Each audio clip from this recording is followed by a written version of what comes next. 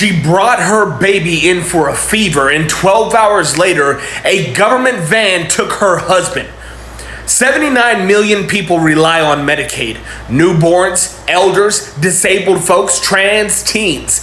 The Trump administration handed ICE everything necessary to hunt them down. Names, diagnoses, social security numbers, each line of data prepped for enforcement. No warrants were filed. Oversight did not exist. A silent database now fuels modern raids. Need insulin, prenatal care, a refill on antidepressants. Walk into the clinic and you're stepping into a trap.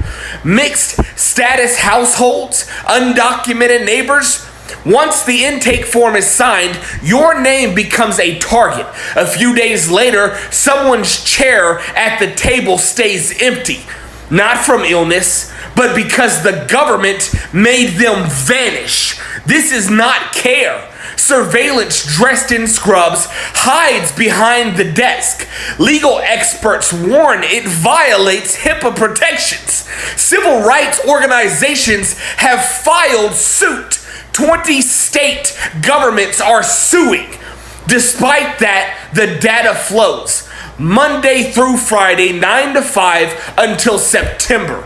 Bureaucracy does not need riot gear when it has paperwork and silence. Medicaid was only the beginning. SNAP is next. Section 8, school meal programs, census files, all are vulnerable. Any program designed to keep people breathing becomes a weapon. Spreadsheets stand in for warrants. Black families, trans elders, disabled tenants, queer youth, Appalachian renters. Anyone surviving on public aid becomes a blinking dot on ICE maps. Marked and exposed. Logan County already lived it.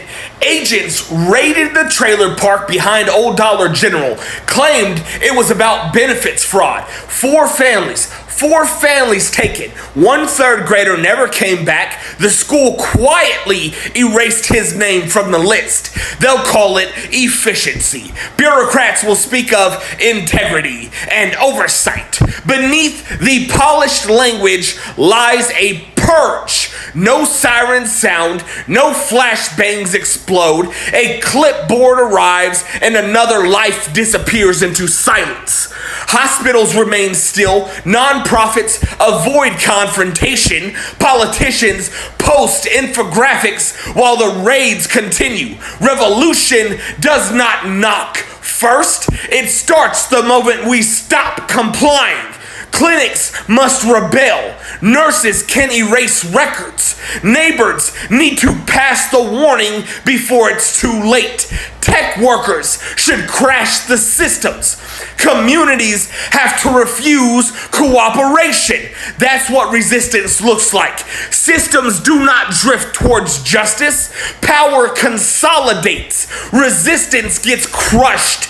Air gets choked out of lungs. Unless someone deletes the database, unless the policy gets destroyed, the next door they knock on could be yours. Illness does not make someone dangerous. A diagnose should never become a liability. Housing is not evidence. This net was built to disappear us without sound. They built this net. We tear it apart.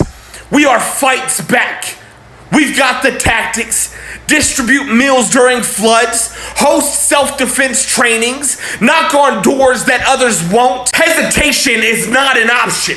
Organize, disrupt, defend, provide, construct. Revolution is not a protest. It is what we do when no one's watching. Visit WVFightsBack.com. Start a chapter in your state. Email contact.wvfb@gmail.com. Donate to WVFB on PayPal and Cash App. Fight back or watch them carve us out of history. We fight because survival demands it.